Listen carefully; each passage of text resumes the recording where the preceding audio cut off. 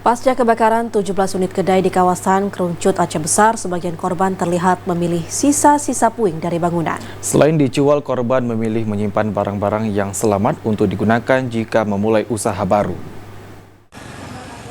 Pasca kebakaran, sejumlah korban kebakaran di Krungcut, Baitusalam, Aceh Besar menyelamatkan barang-barang berharga milik mereka, seperti seng serta barang yang masih laku dijual. Tak hanya dijual, sejumlah korban mengaku telah menyimpan beberapa peralatan dagangan karena berencana memulai usaha baru, salah satunya Dedi Miswar. Meski telah rata dengan tanah, Dedi berharap dapat membuka usahanya di lokasi kebakaran yang berada di Gampong Bait, Kecamatan Baitusalam ini.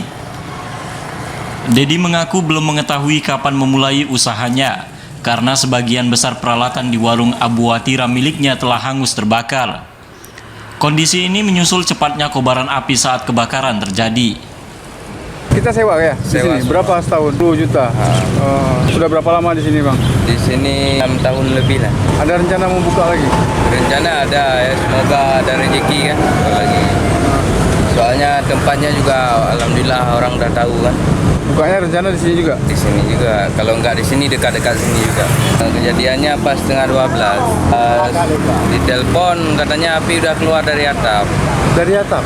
Dari atap di dekat dapur kopi. Kebakaran yang menghanguskan 17 unit ruko di kawasan Krungcut, tepatnya di Jalan Laksamana Malahayati, Aceh Besar, terjadi pada Sabtu kemarin sekitar pukul 12:15 waktu Indonesia Barat.